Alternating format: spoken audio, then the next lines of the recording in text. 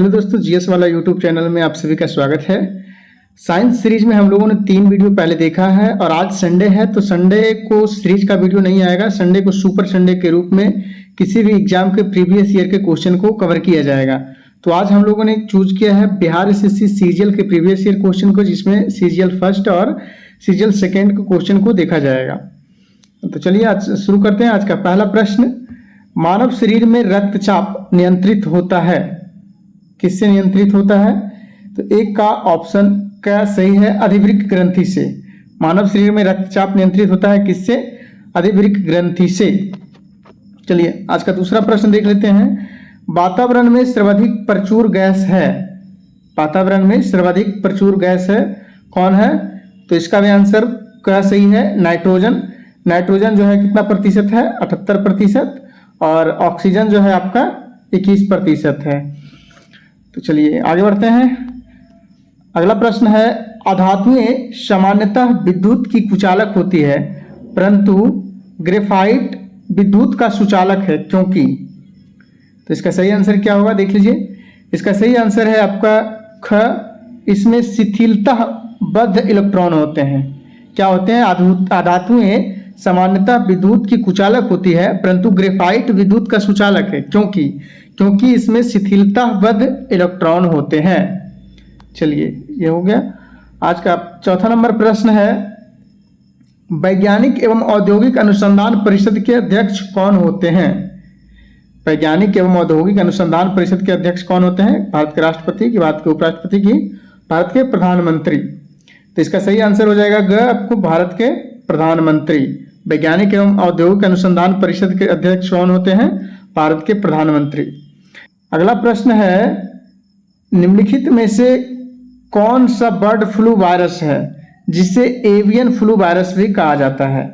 निम्नलिखित में से कौन सा बर्ड फ्लू वायरस है जिसे एवियन फ्लू वायरस भी कहा जाता है? तो इसका सही आंसर हो जाएगा H5N1। ऑप्शन का सही हो जाएगा H5N1 जो है एक बर्ड फ्लू वायरस है जिसे एवियन फ्लू वायरस भी कहा जाता है।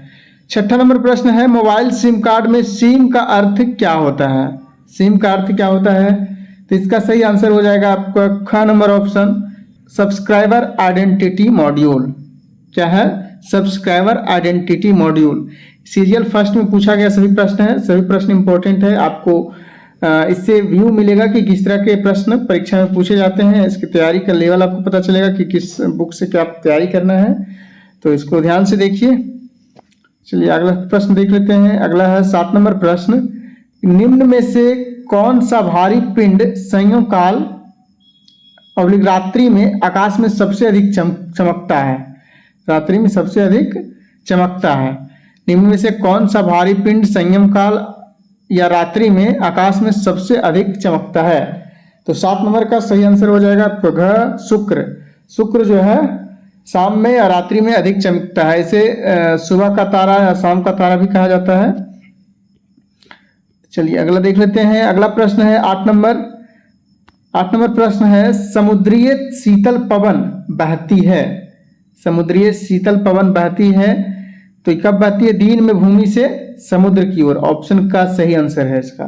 समुद्रीय शीतल पवन बहती है दिन में भूमि से समुद्र की ओर, मतलब भूमि से जो है समुद्र की ओर जाती है समुद्रीय शीतल पवन। चलिए अगला नंबर प्रश्न है कि यदि एक पेंडुलम से दोलन करने वाली घड़ी को पृथ्वी से चंद्रमा पर ले जाएं तो घड़ी होगी, घड़ी क्या हो जाएगी? तो इसका सही आंसर हो जाएगा घड़ी सुस्त हो जाएगी। घड़ी क्या हो जाएगी? सुस्त हो जाएगी। ये हम लोग साइंस सीरीज में ये सब वीडियो ये सब क्वेश्चन देखे हैं, तो इसमें ज़्यादा परेशानी नहीं हो रही आप लोग को। चलिए आगे बढ़ते हैं। अगला प्रश्न है 10 नंबर प्रश्न कहता है, जब प्रकाश की तरंगे वायु से कांच में होकर गुजरती है तब कौन से परिवर्त प्रभावित होंगे?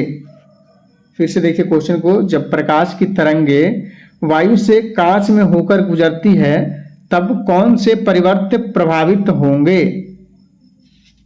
इसका सही आंसर हो जाएगा आपका घ, केवल तरंगदैर्घ्य तथा वेग। कौन से परिवर्त प्रभावी होंगे? केवल तरंगदैर्घ्य तथा वेग। अगला प्रश्न है 11 नंबर, एक्स किरणों का उपयोग क्रिस्टल संरचना के अध्ययन के लिए किया जाता है, क्योंकि? एक्स किरणों का उपयोग क्रिस्टल संरचना के अध्ययन के लिए किया जाता है क्योंकि 11 नंबर का सही आंसर है आपको ख। एक्स किरणों की तरंगदैर्घ्य तथा क्रिस्टल के अंतर परमाणु की दूरी की परिमाण की कोटि समान होती है। एक्स किरणों का उपयोग क्रिस्टल संरचना के अध्ययन के लिए किया जाता है क्योंकि एक्स किरणों की तरंगदैर्घ्य तथा क्रिस्टल के अंतर परमाणु की दूरी एक परिमाण की कोटि के समान होती है। इससे आपको अंदाजा मिल रहा होगा कि प्रश्न जो है किस लेवल के पूछे जाते हैं बिहार एसएससी में। इसी के दृष्टिकोण से लाया गया है कि आपको एक व्यू मिले, आपको एक अंदाजा मिले कि प्रश्न किस तरह के आते हैं। तो अगला प्रश्न देख लीजिए। अगला प्रश्न है विटामिन ए की कमी के कारण होता है। विटामिन ए की कमी के कारण कौन सा रोग होता है? रतौंधी जिसको बोलते हैं, इसको नाइट ब्लाइंडनेस भी बोलते हैं। ऑप्शन ग आपका सही आंसर है। विटामिन ए की कमी के कारण होता है नाइट ब्लाइंडनेस, ऑप्शन का सही आंसर है। अगला है वायु का वेग संबंधित है। वायु का वेग किससे संबंधित है? दाब प्रवणता से। दाब प्रवणता से संबंधित है, इसका सही आंसर ऑप्शन ग हो जाएगा।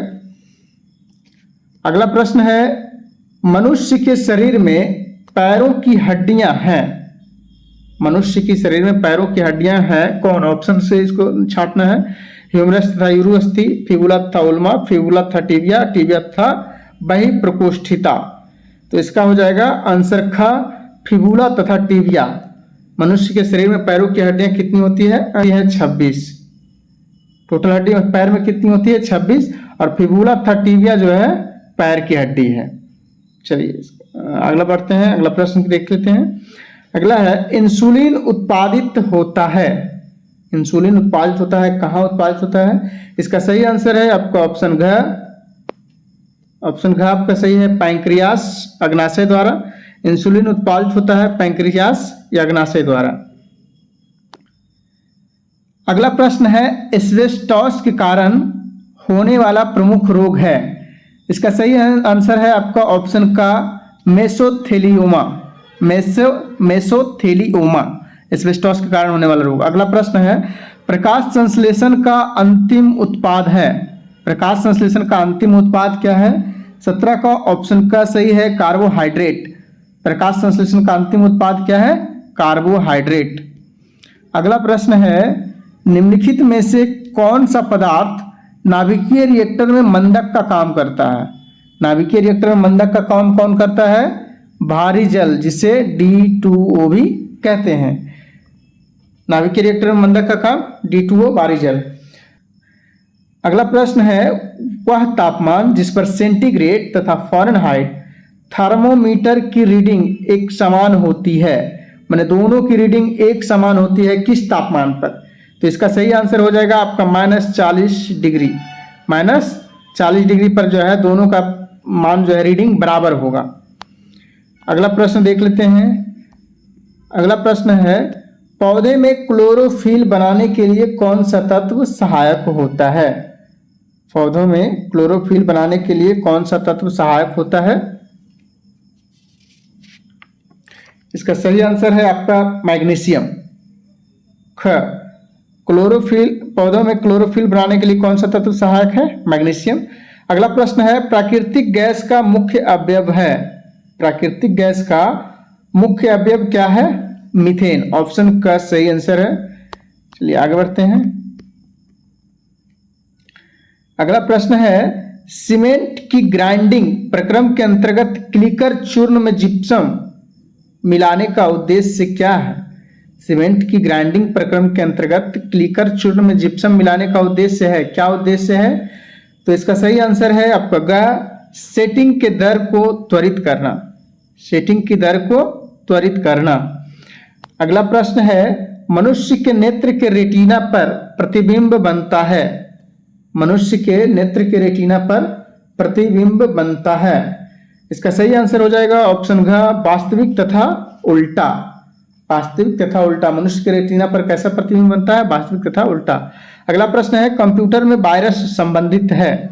कंप्यूटर में वायरस जो है किससे संबंधित होता है? प्रोग्राम से। ऑप्शन ग सही आंसर है। कंप्यूटर में वायरस प्रोग्राम से संबंधित है। तो चलिए अब देखते हैं बीएससी सेकेंड सीजीएल का जो है 2015 में एग्जाम हुआ था, इसका क्वेश्चन का लेवल क्या था।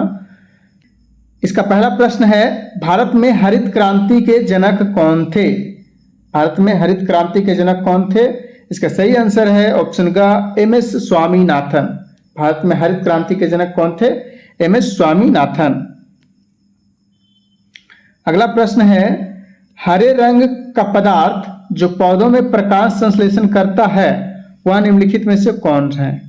हरे रंग का पदार्थ जो पौधों में प्रकाश संश्लेषण का काम करता है वह निम्नलिखित में से कौन है? 26 का ऑप्शन का सही हो जाएगा आपका क्लोरोफिल। क्लोरोफिल इसका सही आंसर है। चलिए अगला प्रश्न देखते हैं। अगला है, शुष्काछिको का मनुष्यों में प्रकोप किस विटामिन की कमी से होता है? इसको जीरोफ्थाल्मिया भी बोलते हैं इंग्लिश में। शुष्काछिको का मनुष्यों में प्रकोप किस विटामिन की कमी से होता है? इसका सही आंसर है आपका विटामिन ए की कमी से। ये आंखों में होने वाला रोग है विटामिन ए की कमी से।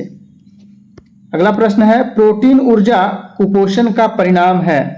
प्रोटीन ऊर्जा कुपोषण का परिणाम है किसका? इसको मरासमस जिसको बोलते हैं, मरामस बालछय। इसका सही आंसर है आपका ऑप्शन का बालछय यानी मरासमस।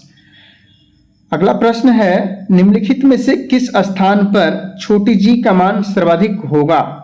माउंट एवरेस्ट की चोटी पर, कुतुब मीनार के ऊपर, भूमध्य रेखा पर, कि अंटार्कटिका के कैंप में? तो इसका सही आंसर है आपका अंटार्कटिका के कैंप में। निम्नलिखित में से किस स्थान पर छोटी जी का मान सर्वाधिक होगा? अंटार्कटिका के कैंप में। चलिए आगे बढ़ते हैं। अगला प्रश्न है, शरीर के किस अंग की खराबी से मधुमेह रोग का प्रकोप होता है? शरीर के किस अंग की खराबी से मधुमेह रोग का प्रकोप होता है? इसका सही आंसर आपका पैंक्रियास या अग्नाशय। शरीर के किस अंग की खराबी से मधुमेह रोग का प्रकोप होता है? पैंक्रियास या अग्नाशय। अगला प्रश्न है, इबोला क्या है? इबोला क्या है? इसका सही आंसर हो जाएगा इबोला एक वायरस है। ऑप्शन का सही आंसर है। इबोला क्या है? इबोला एक वायरस है। चलिए अगला प्रश्न देखते हैं। अगला प्रश्न है, घेंघा रोग आयोडीन की कमी से होता है। घेंघा रोग आयोडीन की कमी से होता है। यह निम्न में से किस क्षेत्र में व्याप्त हो सकता है? यह किस क्षेत्र में व्याप्त हो सकता है? घेंघा रोग जो है पहाड़ी क्षेत्र में व्याप्त हो सकता है। इसका सही आंसर हो जाएगा पहाड़ी क्षेत्र, ऑप्शन ख पहाड़ी क्षेत्र। चलिए आगे बढ़ते हैं। अगला प्रश्न है, विटामिन ए मुख्यतः कहाँ संग्रहित होता है? विटामिन ए कहाँ संग्रहित होता है? ये यकृत में संग्रहित होता है। ऑप्शन घ सही है, विटामिन ए यकृत में संग्रहित होता है। अगला प्रश्न है, मादा क्यूलेक्स मच्छर निम्नलिखित में से किस रोग की वाहक है? मादा क्यूलेक्स मच्छर किस रोग की वाहक है? फाइलेरिया रोग की। ऑप्शन ख सही है, 34 का ऑप्शन ख मादा क्यूलेक्स मच्छर फाइलेरिया रोग की वाहक है। अगला प्रश्न है, थायराइड ग्रंथि का स्थान कहाँ है? थायराइड ग्रंथि का स्थान कहाँ है? सही आंसर है ख गला में। थायराइड ग्रंथि का स्थान कहाँ है? गला। अगला प्रश्न है, साधारण नमक का रासायनिक नाम निम्नलिखित में से क्या है? साधारण नमक का रासायनिक नाम क्या है? Sodium chloride. इसका सही आंसर हो जाएगा ऑप्शन का सोडियम क्लोराइड। आगे बढ़ते हैं। अगला प्रश्न है, तारों का रंग निर्भर करता है। तारों का रंग किस पर निर्भर करता है? तापमान पर, दबाव पर, की उम्र पर, सौरमंडल की दूरी पर? इसका सही आंसर हो जाएगा का तापमान पर। तारों का रंग किस पर निर्भर करता है? तापमान पर। अगला प्रश्न है, आयोडीन टेस्ट का प्रयोग किसकी उपस्थिति जांचने के लिए किया जाता है? आयोडीन टेस्ट का प्रयोग किसकी उपस्थिति जांचने के लिए किया जाता है? इसका सही आंसर है आपका ऑप्शन घ कार्बोहाइड्रेट की उपस्थिति जांचने के लिए। आयोडीन टेस्ट कार्बोहाइड्रेट की उपस्थिति जांचने के लिए। अगला प्रश्न है, प्लास्टर ऑफ पेरिस का रासायनिक नाम है। प्लास्टर ऑफ पेरिस का रासायनिक नाम क्या है? Calcium sulphate hydrate. Calcium sulphate hydrate plaster of Paris का नाम है। ऑप्शन का सही आंसर है आपका। अगला प्रश्न है, डॉक्टर नॉर्मन ई बोरलॉग किस देश से थे? डॉक्टर नॉर्मन ई बोरलॉग जो थे ये अमेरिका से थे और ये कृषि वैज्ञानिक थे। क्या थे? कृषि वैज्ञानिक थे। अगला प्रश्न है, चेरनोबिल परमाणु संयंत्र जो अब बंद है कहाँ है? चेरनोबिल परमाणु संयंत्र जो अब बंद है वो कहाँ है? इसका सही आंसर है ख यूक्रेन में। चेरनोबिल परमाणु संयंत्र जो बंद है कहाँ है? यूक्रेन में। जल का घनत्व, अगला प्रश्न है, जल का घनत्व किस तापमान पर सर्वाधिक होता है? जल का घनत्व किस तापमान सर्वाधिक होता है? 4 डिग्री सेल्सियस। कंफ्यूज नहीं होना है, 0 डिग्री सेल्सियस 4 डिग्री यहाँ फ़ारेनहाइट है, लेकिन ये हम लोगों ने पढ़ा, पीछे भी पढ़ा, देखा था कि जल का तापमान सर्वाधिक 4 डिग्री सेल्सियस पर होता है। अगर वीडियो पसंद आया हो तो लाइक करें, शेयर करें और सब्सक्राइब करें दोस्तों के साथ। आज का वीडियो यहीं समाप्त करते हैं। ये हर एक संडे को आपको मिलेगा किसी न किसी एग्जाम का जो है प्रीवियस ईयर का पेपर देखने को मिलेगा, सुपर संडे के रूप में, सुपर संडे सीरीज होगा। तो चलिए मिलते हैं नेक्स्ट वीडियो में, तब तक के लिए जय हिंद, जय भारत।